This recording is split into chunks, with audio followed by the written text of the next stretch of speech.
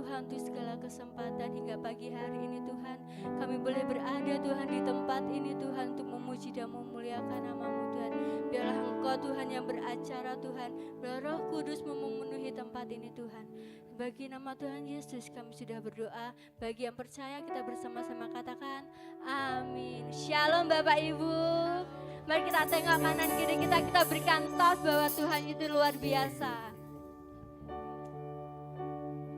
Mari kita mau lebih lagi semangat memuji Tuhan. Kita mau datang ke bait-Nya Tuhan bersama-sama.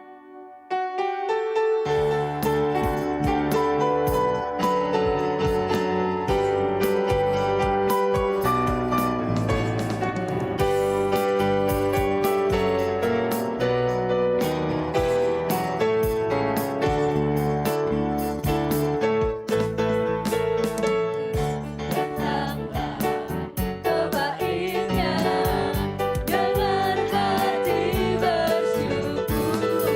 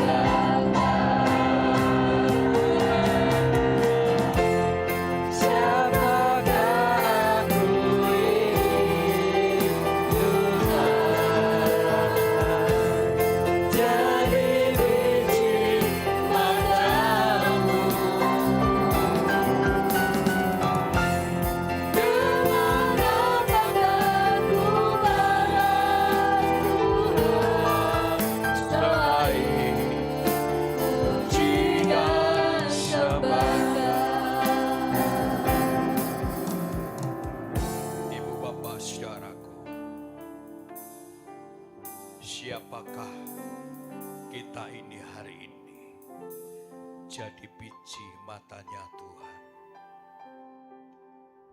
Secara tidak langsung hari ini kita hidup, kita menghirup udara, kita bisa berdiri di baitnya, itu adalah anugerah Tuhan. Ada banyak di antara kita yang saat ini tidak sempat memuji Tuhan karena keadaan, karena sakit, karena banyak lagi yang lain. Mari kita menyembah Tuhan. Dengan ini kita bisa membalas kebaikan-kebaikan yang Tuhan berikan. Kita bangkit berdiri bersama-sama. Katakan, siapakah aku ini Tuhan? Haleluya. Siapakah aku ini Tuhan? Jadi biji matamu. Dengan apakah ku balas Tuhan selain puji dan sembah? Firman Tuhan. Haleluya, haleluya. Terima kasih Bapa Surgawi. Terima kasih Tuhan. Terima kasih Tuhan Yesus. Terima kasih ya Roh Kudus. Engkau hadirkan kami di saat yang tepat. Engkau hadirkan kami di saat untuk memuji nama-Mu. Sucikan Tuhan sebelum kami masuk lebih dalam firman-Mu. Terima kasih Tuhan.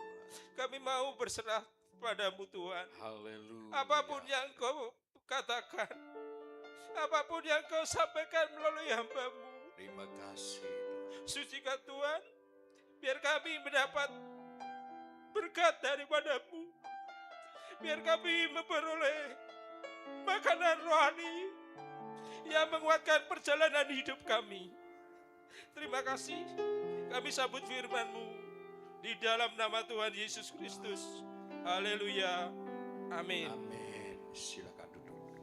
Shalom. Puji Tuhan Bapak Ibu, hari ini adalah hari bulan yang baru. Tolong bassnya ya. Kita menginjakkan kaki di bulan Agustus, bulan yang paling sibuk di negara kita karena ulang tahun kemerdekaan, baik lingkungan, RT RW, kelurahan sampai negara, semua sibuk dalam acara hingar-bingar kemerdekaan. Dan Bapak Ibu Saudara, bagaimana kita sekarang dengan kesibukan-kesibukan ini, apakah Tuhan tetap nomor satu? Ini menjadi renungan buat kita. Kadangkala kita tidak menyadari dan kadangkala merupakan satu perbuatan bodoh yang kita tidak sadari. Mengapa saya berkata ada perbuatan bodoh yang kita tidak sadari? Karena ada sesuatu.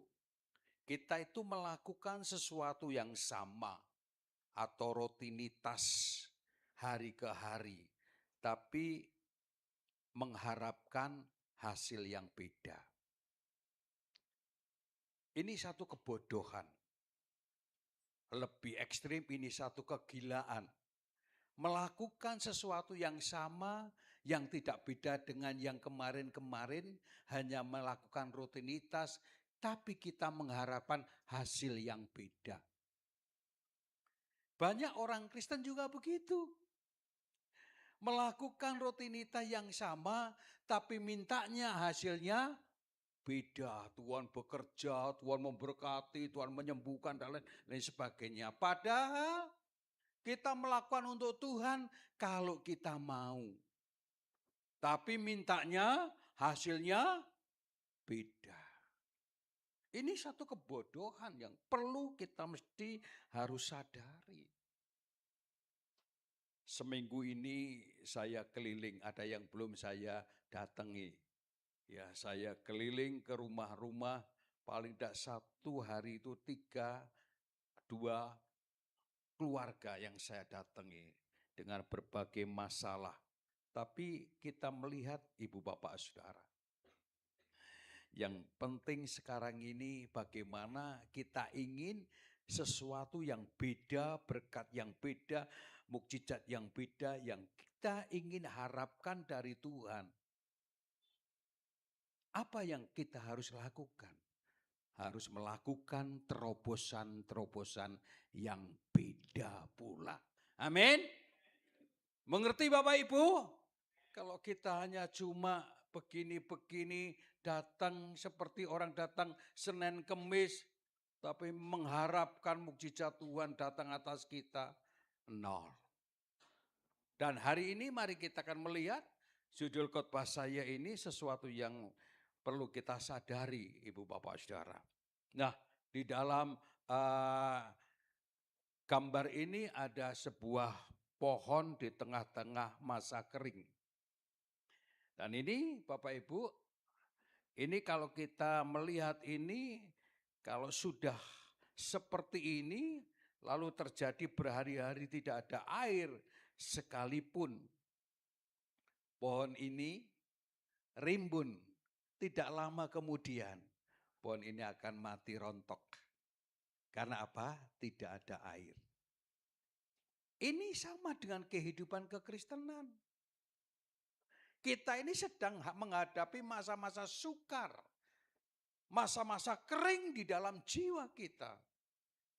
Kalau sedikit waktu tidak ada tetesan air yang mengalir di tanah di mana pohon ini hidup, maka pohon ini akan layu. Berhari-hari saya mendengar bahkan kemarin ya ada dari Jogja ngebel. Pak Pendeta, saya mau ngomong ya, dari Jogja Bapak Ibu. Ya, bukan jemaat kita. Dari jam 9 saya dengar sampai jam 12 siang. Saya ngomong, kalau diteruskan saya dengar 2 hari tidak rampung loh ya. Orang ini ketawa. Setelah ketawa saya ngomong, intinya sedang mengalami kekeringan batin. Tapi saya tanya ke gereja enggak pernah. Tapi mengharapkan Tuhan mengerti hatinya. Mengharapkan Tuhan bekerja dalam hidupnya. Tapi tidak melakukan aktivitas, tidak melakukan sesuatu untuk Tuhan. Bagaimana semua itu terjadi? Air yang diharapkan oleh pohon ini tidak kunjung tiba karena tidak ada sesuatu. Mestinya ada sesuatu yang menggerakkan. Kalau tidak orang ya Tuhan. Melalui hujan dan lain sebagainya. Kalau melalui orang tergerak, maka orang itu akan menyiram. Dan pohon ini atau tumbuhan ini bisa hidup. Demikian khotbah saya. Dalam judul masa kekeringan dalam hidup. Ini adalah hidup yang dialami oleh Daud, orang yang cinta Tuhan. Orang yang setia kepada Tuhan pun pernah mengalami satu masa yang tidak enak, yaitu masa-masa kekeringan. Kurang apa cintanya Daud sama Tuhan? Bila dibanding kita, kurang apa pengorbanannya Daud dengan Tuhan bila dibanding kita? Tidak ada apa-apanya. Tapi Daud yang luar biasa, setia dan cinta Tuhan. Dan bahkan dia sendiri menciptakan mazmur-mazmur untuk pujian dan penyembahan. Dia dekat dengan Tuhan. Tetapi toh orang ini yang kita sebut hebat, contoh buat kita untuk setia, contoh kesalehannya yang luar biasa, pun tidak lepas dari kekeringan jiwa. Bagaimana dengan kita?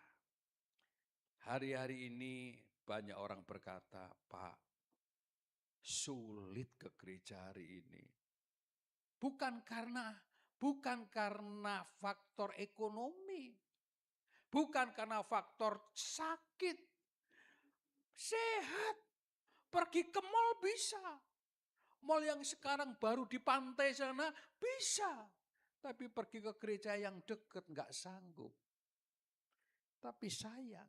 Orang ini mengharapkan, Tuhan tolong aku.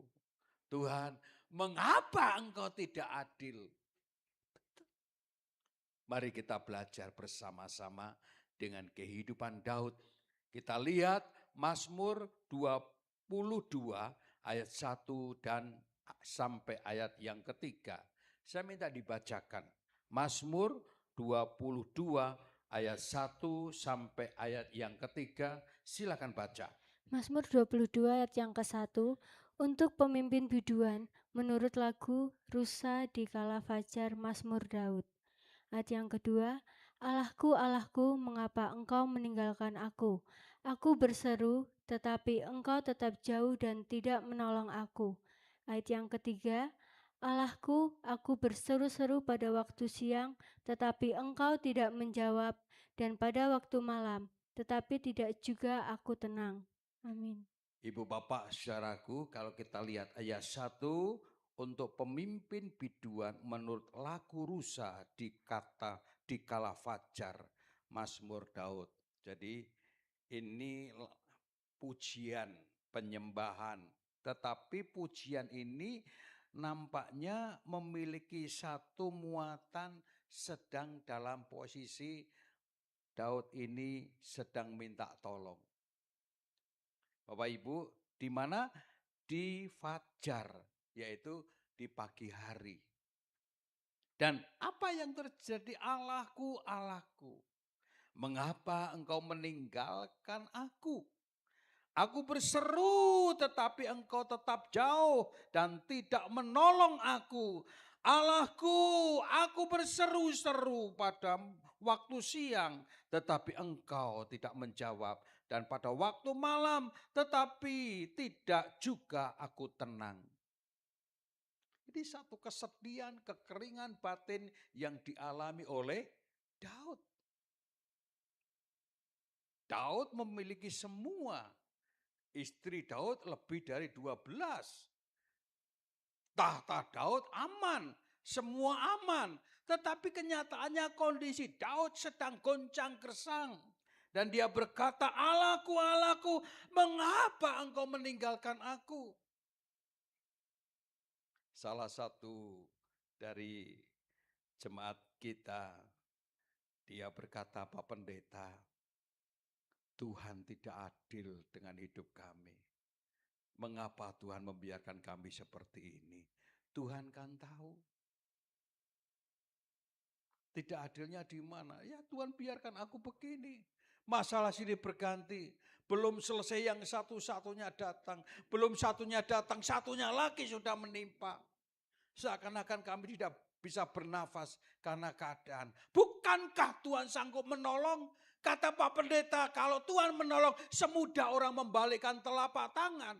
Tetapi mengapa Tuhan tidak menolong? Ini satu seruan berani Bapak Ibu. Jeritan hati karena Tuhan tidak adil. Bukan Tuhan tidak adil. Sampai detik ini saya katakan, kamu pernah gak datang sama Tuhan? Saya datang di tempatmu hari ini pun karena kamu tidak pernah datang ke gereja. Bagaimana hatimu akan disirami oleh air dari surga. Kasih dari surga yang bisa mengalir di hati kita. Itu kapan? Kamu tidak sediakan tempat. Kamu tidak sediakan waktu. Tapi kamu sudah ngomong Tuhan tidak adil. Bukankah engkau sedang marah sama Tuhan? Ya Pak, aku marah. Aku tidak ke gereja karena aku marah. Teruskan marahmu sama Tuhan. Tetapi biasanya saya berkata, orang menyesal kalau sudah terlambat. Hari ini jangan menyesal. Saya besok datang ke gereja ya, iya Pak, sekeluarga ya, iya Pak. Nyatanya enggak datang juga. Karena enggak gampang Bapak Ibu Saudara. Ini hampir separuh loh. Enggak gampang. Saya tidak menyalahkan. Saya tidak marah. Saya mengingatkan, hei, kamu seperti pohon yang sedang kekeringan. Sedikit waktu kalau tidak ada hujan atau tidak ada orang yang menyirami, pohonmu akan mati. Dan tidak akan ada manfaatnya. Hanya dicabut, dibuang atau dibakar. Toh saya ngomong seperti itu pun sampai detik ini lebih berat hatinya. Tidak mau berjuang. Tadi saya ngomong, bodoh sekali kita melakukan sesuatu yang sama, tapi menunggu hasil yang beda. Bodoh. Ibu bapak, saudaraku yang dikasihi Tuhan. Mari kita ingat bahwa ternyata Daud yang begitu dekat, waktu fajar dia menyeru, siang hari dia menyeru, malam hari dia menyeru. Tetapi saat waktu yang itu, ternyata Tuhan meninggalkan Daud. Ada apa? Apa masalahnya? Kenapa Tuhan tiba-tiba meninggalkan? Saya yakin, tidak mungkin gak ada sebab. Tapi tiba-tiba Tuhan itu meninggalkan. Tuhan itu berkata, orang yang setia, aku berlaku setia. Tapi orang yang meninggalkan aku berlaku belat-belit. Itu firman Tuhan. Ibu bapak, kalau kita ingin sesuatu dari Tuhan, mari koreksi diri. Mari rubah hidupmu. Ini masa-masa yang perlu kita renungkan. Kemarau yang panjang. Ada kan lagu lagu dunia kemarau yang panjang. Beri aku setitik air. Setitik air itu berarti buat tumbuhan yang sedang kekeringan. Tetapi malas untuk berupaya.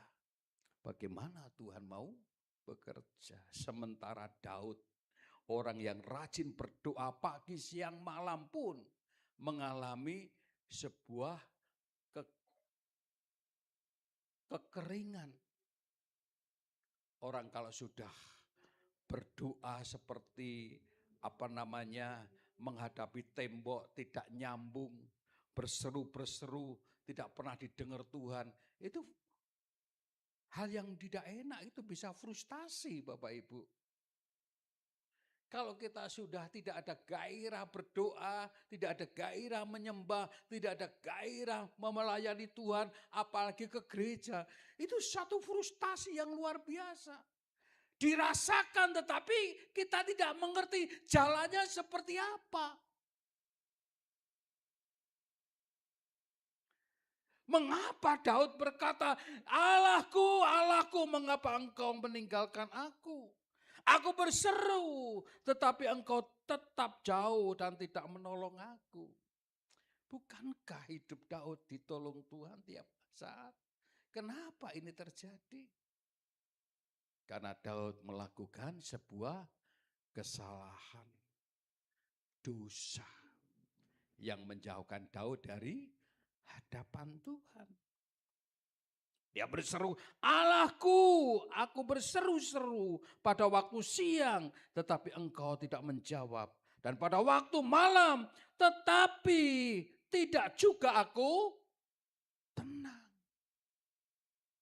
Hari-hari ini ketenangan dalam jiwa itu adalah keperluan yang hakiki, yang mutlak. Kalau kita tidak mencari air kehidupan, Tuhan berkata, akulah air kehidupan. Maka ketenangan sulit didapat. Mestinya Daud ini orang yang paling bahagia, orang yang paling tenang. Karena apa? Kaya raya, jadi raja, terhormat, dihormati. Dipagari oleh lingkungan manusia-manusia. Semua serba ada, semua serba hanya untuk baginda raja yang mulia, yaitu Raja Daud. Tapi dia mengalami kesepian. Dia mengalami sebuah frustasi dan tidak tenang. Bahkan dia sudah berupaya siang malam wajar, tapi ternyata Allah meninggalkan dia. Coba kita akan lihat Ibu Bapak Saudara, mengapa Daud berseru-seru? Karena ada dasarnya. Coba dasarnya itu ayat 4 dan ayat 5. Tolong dibacakan ayat 4, ayat 5 dan ayat 6. Ya, dibacakan. Ini dasar Daud berseru kepada Tuhan. Silakan.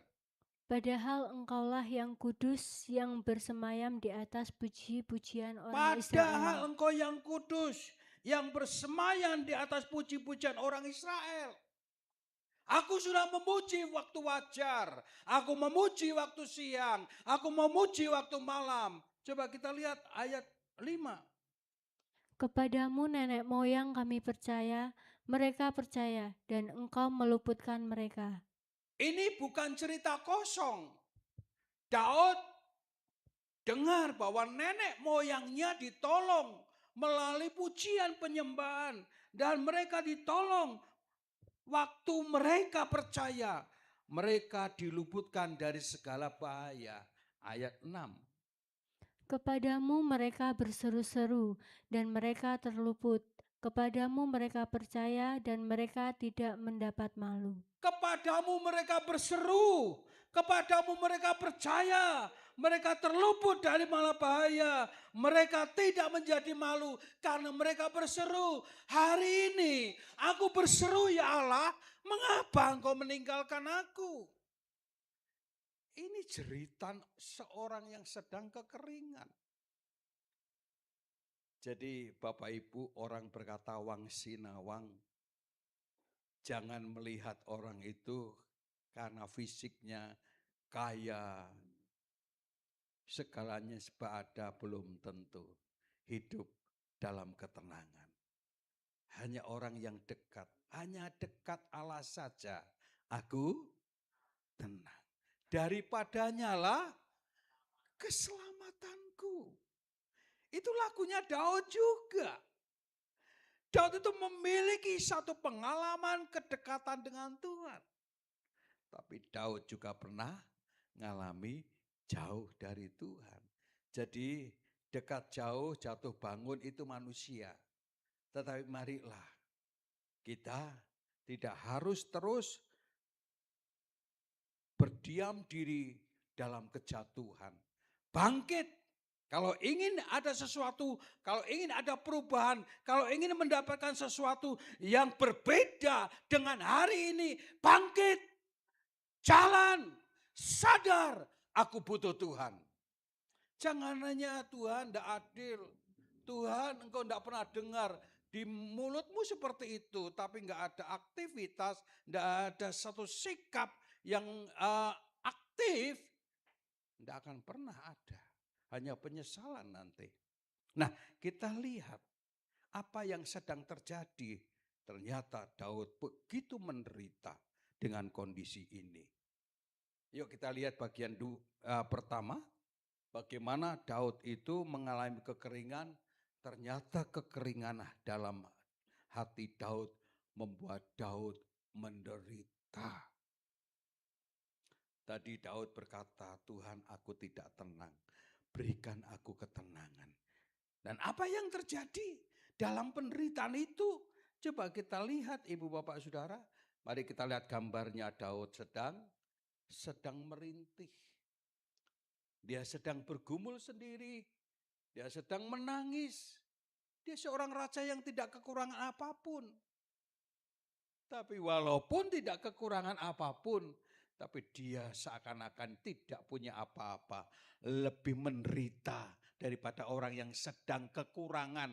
Ingat, Daud yang lebih menderita daripada orang yang sedang kekurangan.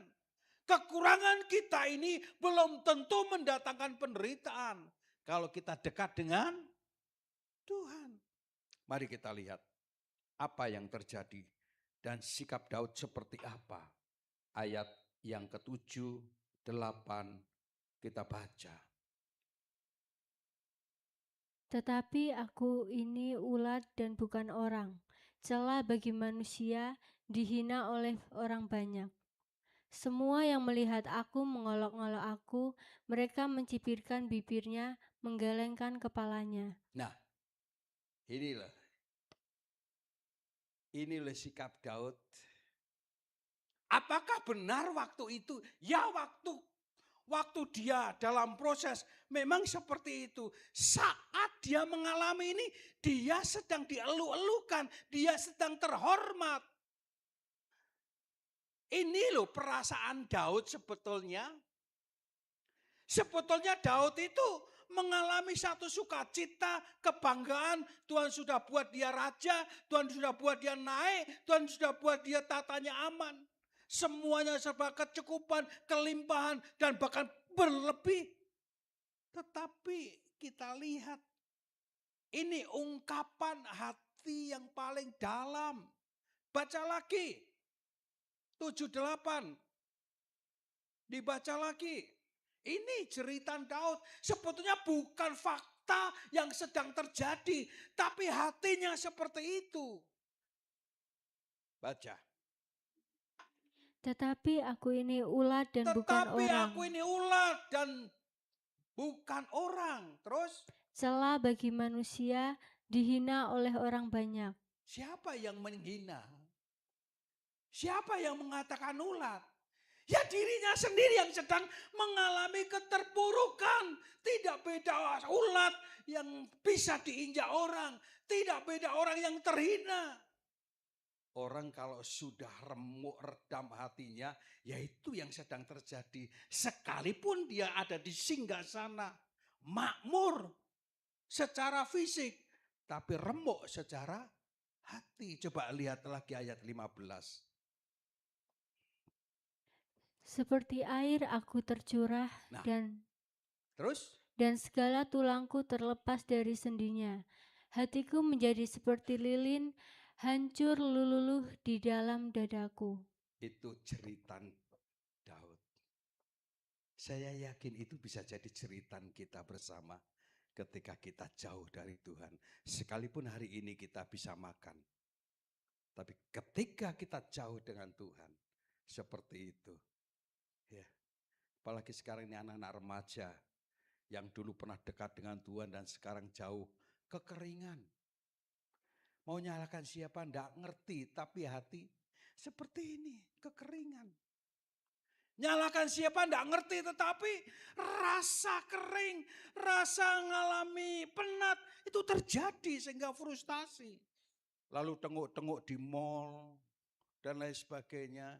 Saya punya teman pendeta Bapak Ibu, itu kalau sudah stres, itu selalu berhari-hari tak cari, asal ketemu malam tidur. Karena waktu itu satu kamar, kita di bangsal karena kita masih muda-muda. Tapi pagi sampai sore itu enggak ketemu. Tak cari-cari waktu itu di Semarang. Ketemunya di pinggir banjir kanal Bapak Ibu. Saya ngomong, kamu ngapa? Aku stres bro.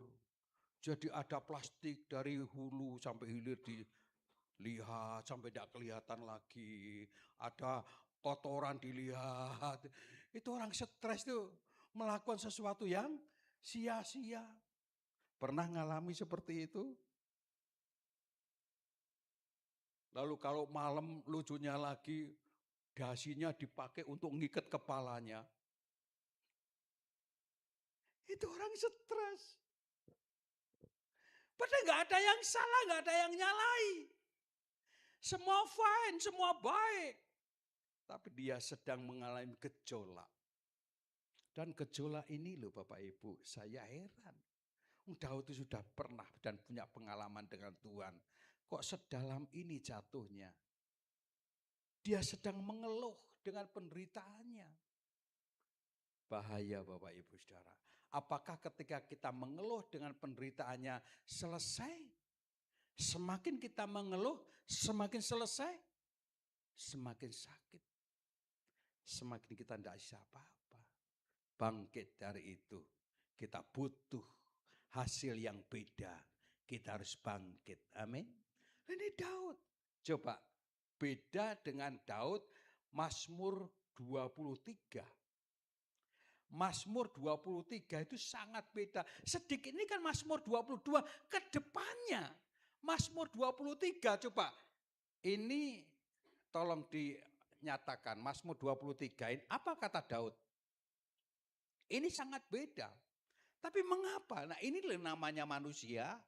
Saya tidak akan pernah menyalahkan manusia naik turun jatuh bangun. Karena memang manusia. Tetapi ketika kita jatuh terus dan tidak bangkit, maka akan mati kita. Coba Mazmur 23 ayat 1, 2, 3. Apa katanya? Ya Mazmur. Ya. Ini depan dari pasal 22. Yes. Mazmur Daud, Tuhan adalah gembalaku, takkan kekurangan aku. Positif loh Bapak Ibu. Terus? Ia membaringkan aku di padang yang berumput hijau, ia membimbing aku yang tenang. Terus? Ia menyegarkan jiwaku, ia menuntun aku di jalan yang benar oleh karena namanya. Ayat 4. Sekalipun aku berjalan dalam lembah kekelaman, aku tidak takut bahaya, sebab Engkau besertaku, Gadamu dan tongkatmu itulah yang menghibur aku. Coba ketika kita dalam kondisi kekeringan, kita bisa mengatakan ini yang menyembuhkan. Tapi sayang manusia, ketika dalam kondisi kekurangan malah menyalahkan diri sendiri, melihat yang tidak-tidak. Aku seperti ulat yang tidak bisa berdaya, terinjak oleh manusia. Aku orang yang paling hina, padahal Tuhan tidak pernah begitu sama Daud. Tapi mengapa Daud bisa seperti itu? Ya karena Daud terlalu larut dengan penderitaan. Karena Daud tidak mengucap syukur dalam penderitaan. Itulah yang menyebabkan penderitaan semakin menekan, semakin tidak membuat apa-apa. Puji Tuhan, Daud sadar, Daud bangkit dan berkata, Tuhan, Engkau gembalaku, takkan kekurangan aku. Bisakah engkau berkata saat engkau sakit hati? Bisakah engkau berkata saat engkau kekurangan? Bisakah engkau berkata saat engkau bergumul? Tuhan adalah gembalaku yang baik. Takkan kekurangan aku. Ucapkan itu sampai kepada lubuk hatimu. Sehingga lubuk hatimu itu menggugah gairah beriman kepada Tuhanmu yang kau ucapkan. Jangan berkata memang aku ini balung kere. Ya bagaimanapun ya tetap kere. Memang aku ini orang miskin, aku orang bodoh ya. Usaha apapun aku tetap gagal. Terjadilah dengan ucapan-ucapanmu itu. Yuk kita jangan sampai membusungkan, mengutuk diri sendiri dengan ucapan-ucapan negatif.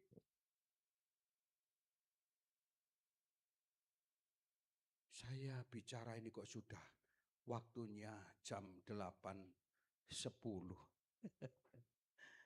Padahal belum semua Bapak Ibu Saudara. Saya kepengen khotbah itu setengah jam cukup. Tapi kenyataan membeberkan kebenaran tidak semudah itu. Nah, lihat. Saya hanya ingin mengedepankan perkataan-perkataan firman dan juga apa yang dialami oleh Daud ini. Coba kalau Daud ini terus-menerus mengutuk diri sendiri, Tuhan gak adil, Tuhan meninggalkan aku, lalu mungkin Daud bisa murtad. Tapi pasal 23 Daud sadar, lalu ubah pergumulan Daud, penderitaan Daud. Tuhan adalah gembalaku, takkan kekurangan aku. Dan itu versinya di Indonesia banyak loh lagu-lagunya. Tuhan adalah gembalaku, takkan kekurangan aku. Ia membaringkan aku di padang yang berumput hijau. Amin. Lalu ada lagi versi yang lain. Banyak versinya. Saya tidak hafal semua karena saya bukan penyanyi. Nyanyi begini aja peletotan Bapak Ibu. Kalau pinter nyanyi saya nyanyi dengan Bapak Ibu. Nyanyi itu indah. Ia membimbingku ke air yang tenang. Loh, sudah maleh lagi tuh suaranya. Ya itulah. Kalau kita nyanyikan itu walaupun dengan pedih hati, ya paksakan, memang namanya perang. Perang yang paling berat itu memerangi ego kita sendiri-sendiri. Salah satu kemarin dari Jogja, Pak, aku mau cerai Pak. Kenapa? Sudah tidak cocok. Nah, kalau seperti ini, apakah cerai itu merupakan salah satu jalan keluar? Ya menurutku, katanya, bukan, menumpuk masalah. Dan saya tidak mau, katanya Pak Pendeta, anak saya tidak mau memberikan suplai, padahalnya masih kecil, masih kelas 3 SD. Saya cerita, bagaimana dengan keluargamu? Baik Pak, kamu belum pernah ngalami, saya pernah ngalami. Bagaimana saya ditinggal ayah saya, bagaimana saya punya ibu tiri banyak. Itu menyakitkan. Saya tidak pernah dosa, saya tidak pernah mengalami kesalahan, tapi saya harus menderita penderitaan yang menyakitkan. Kamu juga begitu, anakmu tidak ada salah. Dia punya 4 anak yang masih kecil-kecil. Anakmu nanti menderita karena egois kamu. Ya. Saya cerita dengan masa lalu saya, bagaimana kami menderita karena ulah orang tua. Perceraian itu karena egoisnya orang tua. Tapi yang menderita anak yang tidak ngerti dosa. Didamprat sana, damprat sini.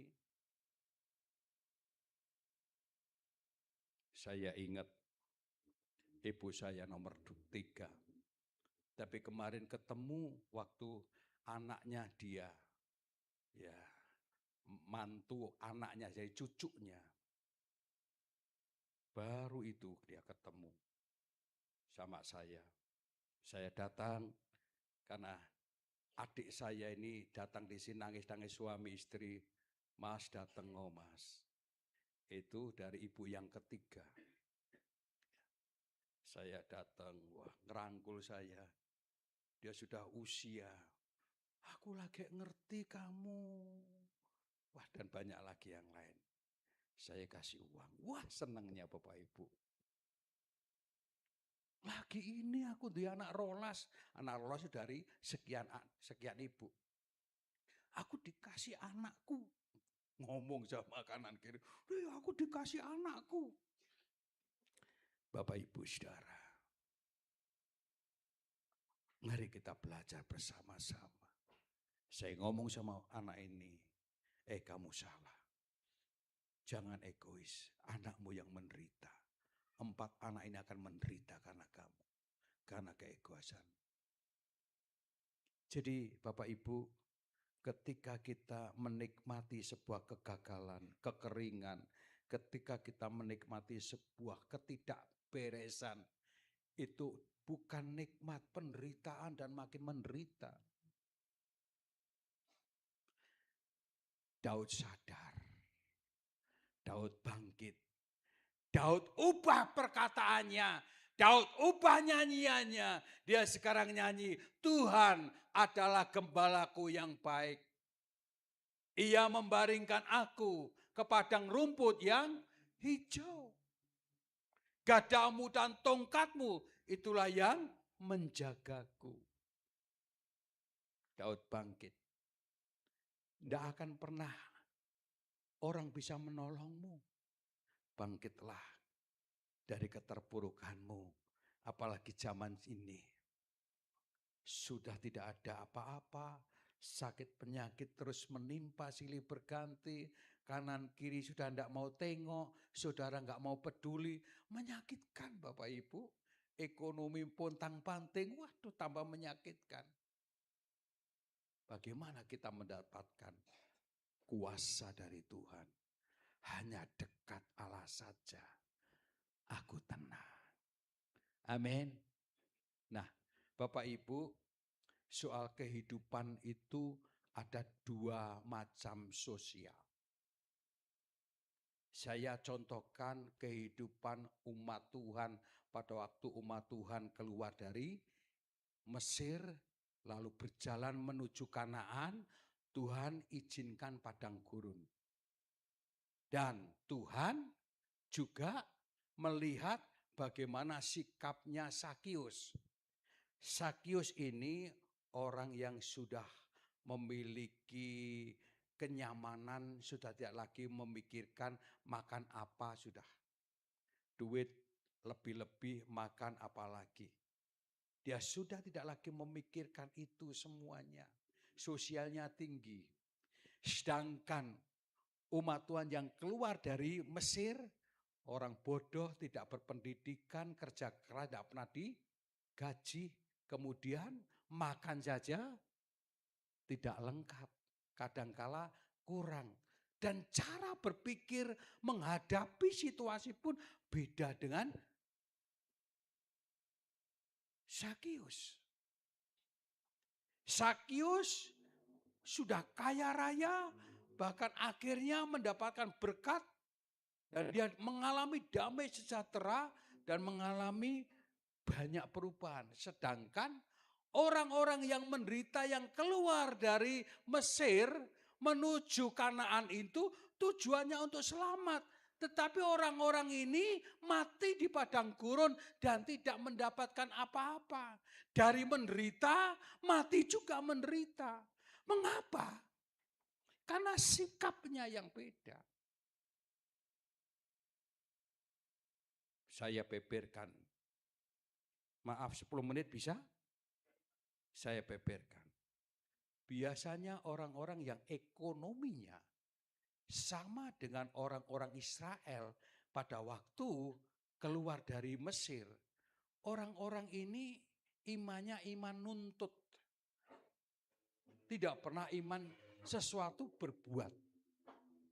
Contohnya, ketika dia kerja paksa, rintihannya Tuhan bebaskan aku. Aku dikerjakan paksa oleh Fir'aun, bebaskan aku, hingga telinga Tuhan mendengar cerita orang Israel. Utuslah Musa untuk membebaskan dengan segala caranya Tuhan dan upayanya Musa.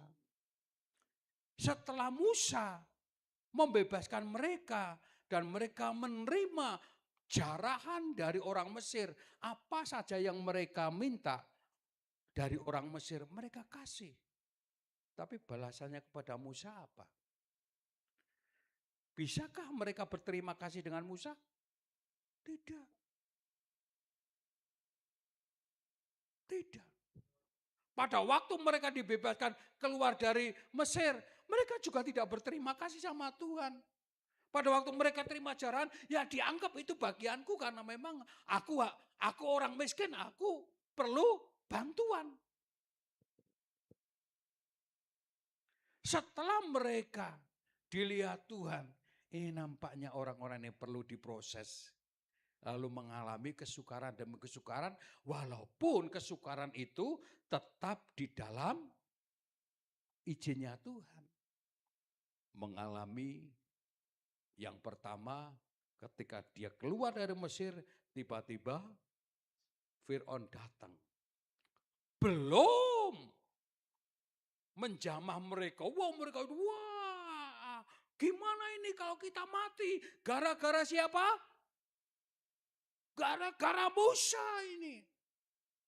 Jadi orang-orang model begini ini nuntut dan nyalahkan orang yang mestinya harusnya aku itu aman dari kamu. Ini harus kita lihat. Orang apa? Orang miskin. Orang miskin itu selalu berpikirannya seperti itu. Aku layak diperhatikan. Nah sudah. Setelah itu Tuhan punya cara untuk membebaskan mereka. Lalu berterima kasih nggak sama Musa? Enggak berterima kasih. Anggap enteng aja, itu kan tugasnya Musa. Itu yang harus dicatat dalam kehidupan kita. Pernah bayar Musa? Enggak. Dia sugih, dapat apa kaya, dapat jarahan. Tapi enggak pernah bagi sama Musa. Tapi ketika dia dalam perjalanan, kemudian Tuhan izinkan tidak ada air. Apalagi yang dikatakan, Musa, apakah kuburan di Mesir kurang lebar sehingga engkau akan menguburkan aku di sini? Jadi inilah gaya hidup orang miskin, orang yang selalu menuntut. Selalu saja nyalakan orang dan selalu nuntut Tuhan. Tuhan tuh mestinya begini, Tuhan tuh mestinya begini. Padahal tiap hari, siapa yang memberi makan? Tuhan. Dikasih mana tiap hari. Tapi ada sedikit masalah, Tuhan dijelek-jelekan. Padahal siang Tuhan berikan awan supaya mereka tidak kepanasan. Malam Tuhan berikan api supaya mereka tidak kedinginan. Karena mereka di padang belantara. Dan tiap pagi mereka mendapatkan mana. Itu mukjizat semua. Tapi jika kekurangan sedikit, mereka marah-marah, naik pinta mulutnya tidak terkontrol, perkataannya tidak terkontrol. Dan hari itu Tuhan janji akan hancurkan orang-orang ini. Tapi Musa berkata jangan. Apa kata orang? Kalau umat Tuhan yang dibebaskan kemudian dimatikan di padang gurun, apa kata orang? Lalu Tuhan membatalkan. Tapi Tuhan tetap, mengapa harus 40 tahun? Orang-orang model begini tidak layak masuk Kanaan, keturunannya. Dan orang-orang ini bukan sedikit loh, hampir 2 juta orang. Kalau hampir 2 juta orang itu sekabupaten Semarang ini kan sekitar 1,800 orang. Mungkin sekarang sudah tambah. Banyak enggak? Sekabupaten. Mereka mati di padang gurun pelan-pelan. Anak-anak mereka. Beda dengan Sakius. Sakius disebut orang berdosa, intipnya neraka karena tukang pajak. Tapi ketika melihat Yesus, dia pendek, dia tidak peduli dirinya pendek. Dia yang penting ketemu Tuhan Yesus. Dan dia akhirnya manjat upaya supaya kelihatan. Yesus tahu. Sakius, walaupun dia tidak pernah berjumpa, tidak ada orang yang memperkenalkan. Namanya Tuhan. Pasti maha tahu. Sakius turunlah, wah. Dengan diresponi Tuhan, dipanggil Tuhan Sakius. Ada orang-orang yang senang. Aku kok gak pernah disinggung-singgung sih karo Pak Markus. Ada orang berkata, dipanggil aja sudah senang, dipanggil namanya aja sudah senang, merasa diperhatikan. Betul nggak Bapak Ibu Saudara? Nah ini diperhatikan. Yang tidak pernah dikenal, yang tidak pernah berkenalan dengan Sakius. Namun ketika ketemu, Sakius turun. Wah, betapa senangnya Sakius langsung turun.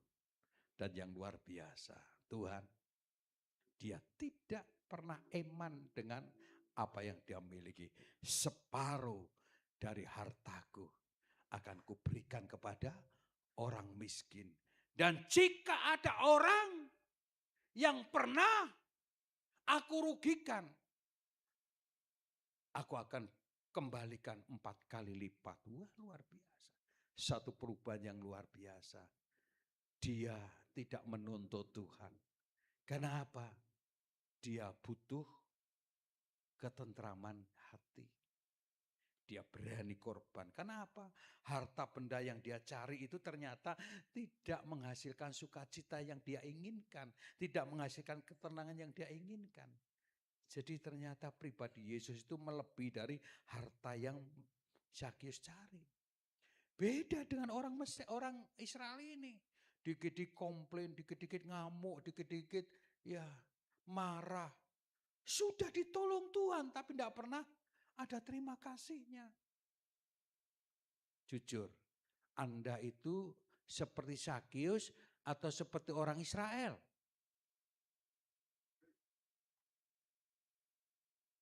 Anda itu seperti Sakius atau seperti orang Israel? Kalau seperti orang Israel, Anda akan mati dalam kondisi mengenaskan. Sudah hidup susah, mati pun susah. Di sana juga tambah susah. Ciloko Bapak Ibu Saudara. Sudahlah di sini sudah susah, mati jangan sampai susah, masuk surga. Amin. Itu yang ingin saya salurkan tuh itu Bapak Ibu Saudara. Orang Israel sudah hidup susah, dikerja paksa, keluar di padang gurun susah, dipukul Tuhan, mati susah, masuk surga apa masuk neraka? Makin susah. Sakyus disebut orang berdosa, tapi Sakyus cinta Yesus. Apapun yang menghalangi Sakyus, dia tetap cinta dan cari Yesus sekuat tenaga hingga bertemu Yesus. Setelah bertemu Yesus, Sakyus berubah. Harta yang menjadi kebanggaan yang dia kumpulkan siang malam, akhirnya diberikan separuh kepada orang miskin. Dan dia berjanji, kalau ada orang yang dirugikan, akan kukembalikan 4 kali lipat. Dan hari itu Tuhan berkata, engkau hai Sakyus juga anak Abraham. Engkau dan keluargamu akan terima sukacita dan damai sejahtera. Dan saat itu Sakyus tidak pernah berharap sesuatu yang besar. Hanya sukacita. Tapi Sakyus menerima berlipat-lipat. Jadi Bapak Ibu Saudara, hari ini marilah Yesus itu nomor 1. Cari harta. Apa artinya semuanya itu? Kalau jiwamu binasa. Itu sebabnya Bapak Ibu Saudara, di tengah-tengah masa yang kering ini, kita harus belajar untuk lebih sungguh-sungguh. Ya, ayat yang terakhir coba kita lihat. Dari ketika Daud sedang menderita. Lalu kita lihat bagian yang kedua, Daud memohon. Kemudian bagian yang ketiga, upaya Daud. Bagian yang keempat, Daud berbalik kepada Tuhan. Atas kekurangannya. Daud bertobat, Daud tidak mau lagi gerutu, ngeluh, lalu ya mengatakan dirinya bagaikan ulat, dirinya orang yang terhina. Memang waktu itu ya, tapi sejak Daud ini mengatakan ini, Daud ini dalam posisi termulia. Penderitaannya hanya karena kekeringan. Lalu ngomong seenaknya. Daud bertobat. Demikian pula Ayub. Ketika Ayub diuji Tuhan. Tahu-tahu bisnisnya hancur. Orang-orang yang yang mereka tidak kenal datang merampok hartanya, merampok sapinya, merampok kambingnya, merampok seluruh ladangnya. Dan satu-satu dari karyawannya Ayub datang melaporkan bahwa semua sudah di tangan orang. Lalu Ayub sendiri harus sakit parah. Kenapa tidak sakit lumpuh? Kenapa tidak sakit yang lain? Sakit parah itu sakit gatal, panas, dan rasanya ngeri loh Bapak Ibu. Pernah kena udun, sakit udun, sakit bisul? Itu kan sakit cekot-cekot. Ya, orang berkata temumulan ya bisul lah yang di kuku itu ya. Sakitnya luar biasa. Itu yang diderita. Sampai istrinya berkata, Ayub, kutuki Allahmu.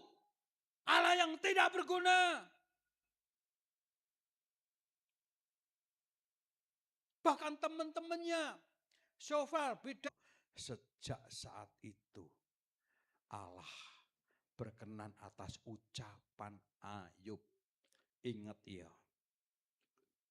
Sejak saat itu Allah berkenan atas ucapan Ayub.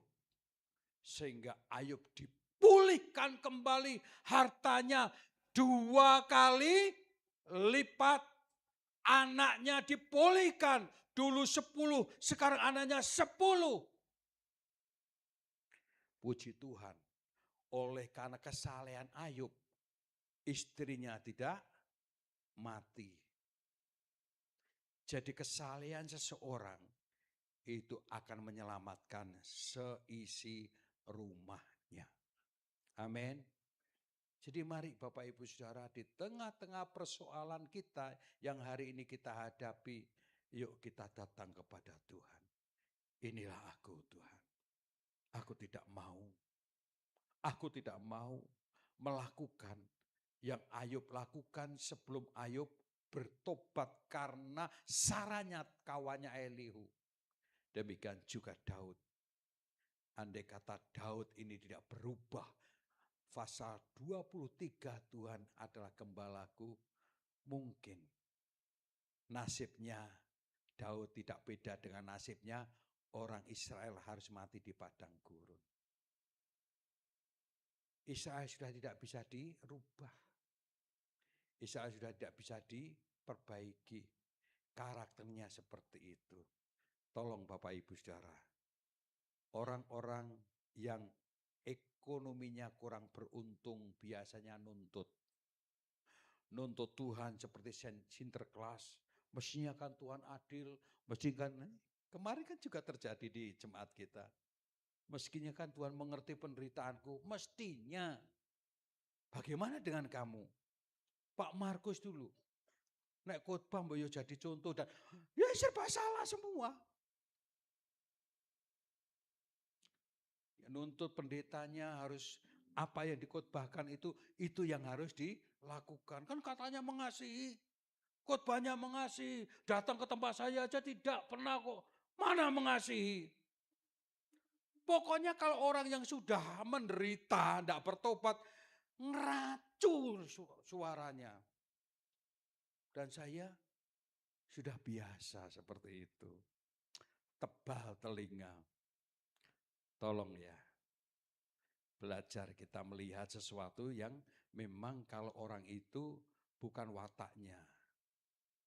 Ingat, jangan terlalu sensitif belajar mengerti kata orang. Tahu-tahu Pak Yusuf kok tahu-tahu marah sama saya. Jangan kita lihat, enggak pernah marah, pasti ada sesuatu. Tapi kalau memang karakternya tuh suka marah, ya sudahlah, memang orang begitu. Tapi tahu orang ini baik kok, tahu-tahu seperti ini. Yuk jangan terlalu sensi. Saringlah perkataannya. Jangan terlalu kesinggung. Siapa tahu Pak Yusuf sedang bergumul. Tahu-tahu Bu Sri ketemu Pak Markus jedal-jedul. Siapa tahu enggak pernah begitu kok. Jadi begitu pasti ada sesuatu. Jangan tersinggung. Mari kita melihat, harusnya kita saring. Jangan terlalu sensitif. Amin. Ya. Pak Rudi yang tidak pernah ngomong sama saya, tahu-tahu enggak mau salaman. Pasti ada sesuatu. Tetenan Pak Rudi enggak mau salaman. Ora gelem aku salaman. Lah kalau pendetamu kayak begitu ya sudah. Bubar jalan Bapak Ibu Saudara. Sebab kita mesti melihat kenapa berubah. Wong dulu enggak pernah begitu. Sebab itu kalau ada sesuatu jangan kesinggung. Daud itu contohnya. Orang baik bisa seperti ini. Aku seperti apa tadi? Ulat. Aku terhina. Dan banyak lagi yang lain. Karena apa? Sedang kecewa, sedang kering. Tapi Daud akhirnya sadar dan berubah. Amin. Mari kita datang kepada Tuhan bersama. Di masa-masa yang kering. Di masa-masa saat ini kita serba tidak enak. Itu kita butuh air dari surga. Kita butuh kasih dari surga. Kita butuh damai dari surga. Supaya mengubah sikap kita. Supaya sikap kita menjadi baik. Tidak perlu menyalahkan orang lain. Jika hari ini kita disalahkan, mari kita tidak perlu sensitif. Haleluya. Kita akan nyanyikan kasih setiamu yang kurasakan lebih tinggi dari langit biru.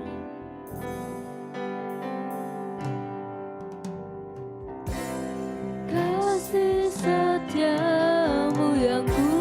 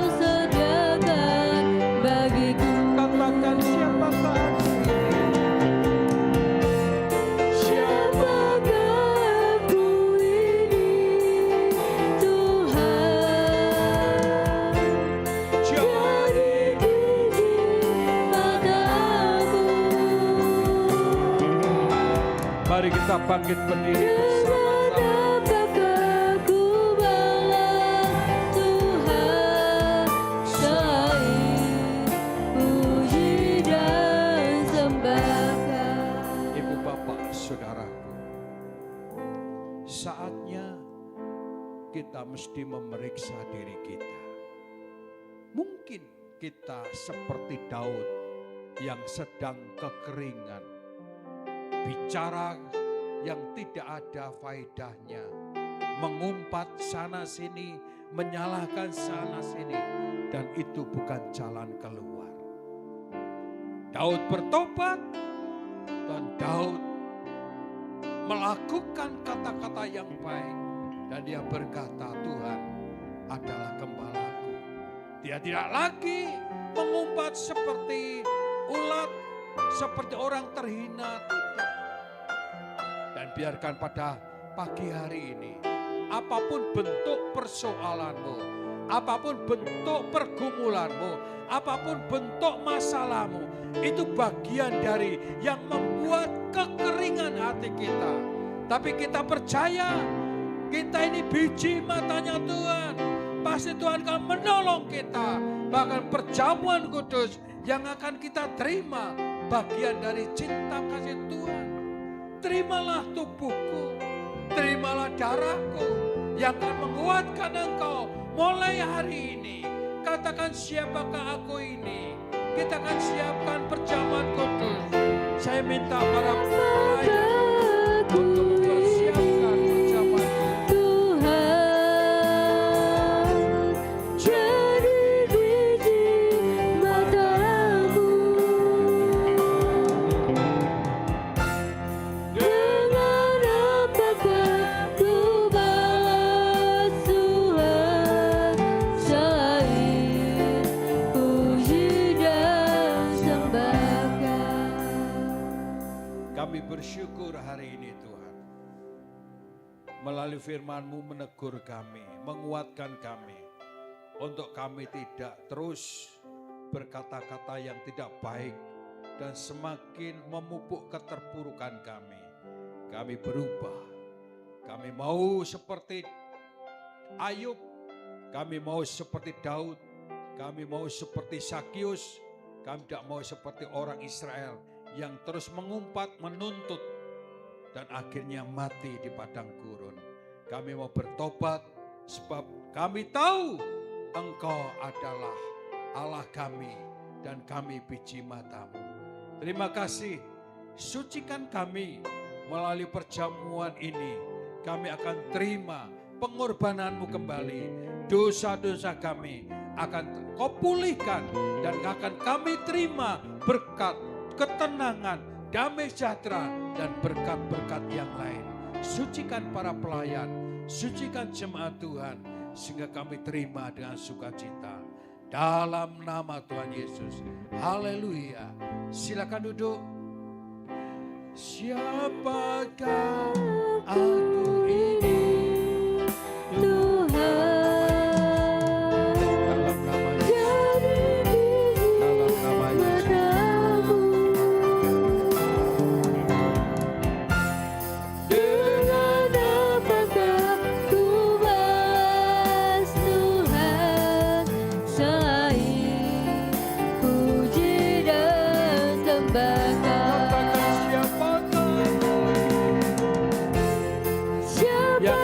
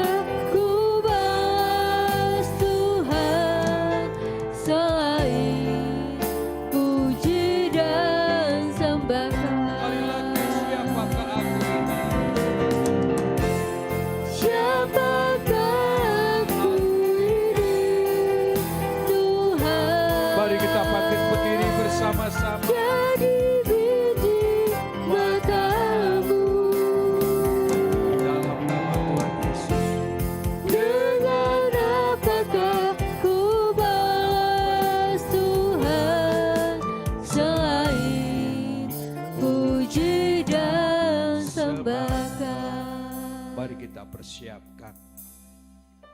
Biarkan perjamuan kudus ini tidak menjadi sia-sia dalam kehidupan kita.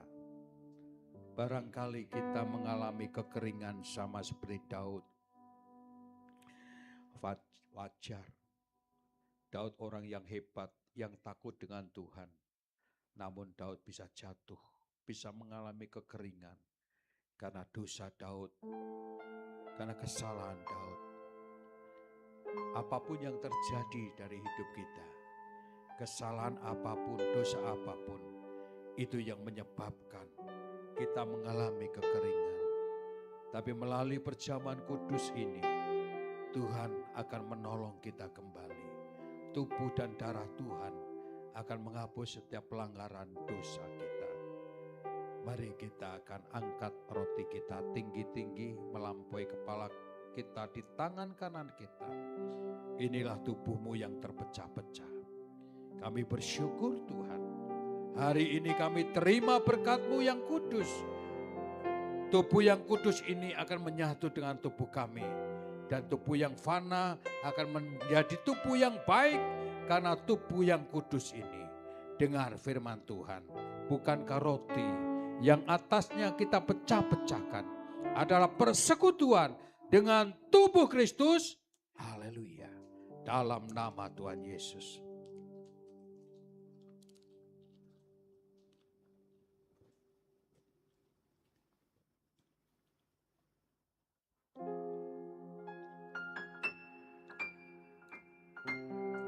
Terima kasih Tuhan Yesus. Terima kasih kita persiapkan cawan yang ada pada kita ini. Mari kita angkat cawan kita. Darah-Mu akan menyucikan dosa kami. Seperti dosa yang dialami oleh Daud. Oleh karena Daud bertobat dan Tuhan ampuni, Tuhan memberikan damai ketenangan di hati Daud. Hari ini Tuhan, kami butuh pengampunan dari-Mu. Dan Engkau tidak melihat dosa besar, dosa kecil. Sekalipun dosa kami merah seperti kain kesumba, akan putih seperti bulu domba. Dan itu janji-Mu. Hari ini melalui darah-Mu kami terima kesucian dari Engkau. Dengar firman Tuhan. Bukankah cawang yang atasnya kita ucapkan syukur adalah persekutuan dengan darah Kristus? Haleluya. Dalam nama Tuhan Yesus.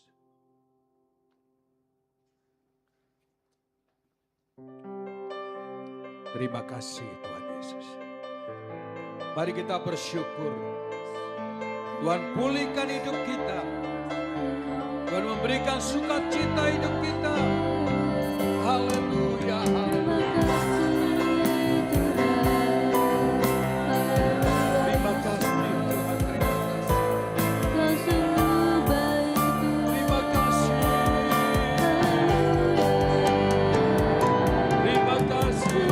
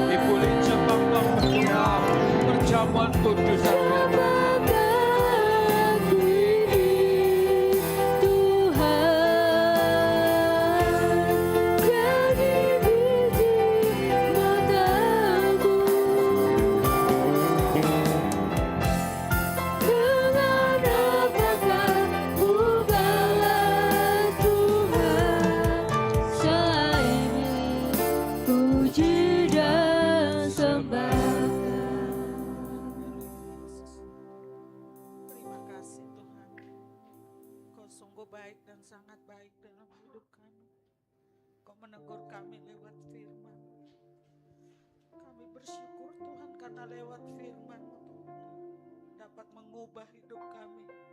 Kau baharui seluruh hidup kami Tuhan. Biarlah kami semakin hari semakin berkurang, Engkau semakin bertambah dalam hidup kami. Berkati tubuh dan darah-Mu Tuhan yang sudah menyatu di dalam hidup kami Tuhan.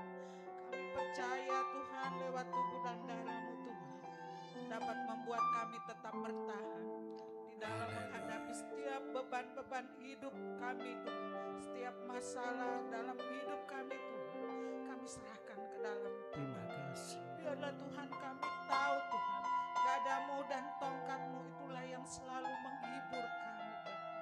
Terima kasih Bapa, terima kasih Yesus. Kau berkati hamba-Mu, pakai hamba-Mu Tuhan. Biarlah Tuhan melalui firman-Mu Tuhan, kami semakin dekat kepadamu, kami semakin melekat kepadamu. Dan Kau dapati setiap kami tetap taat dan setia kepadamu ya Bapa. Terima kasih Bapa, terima kasih.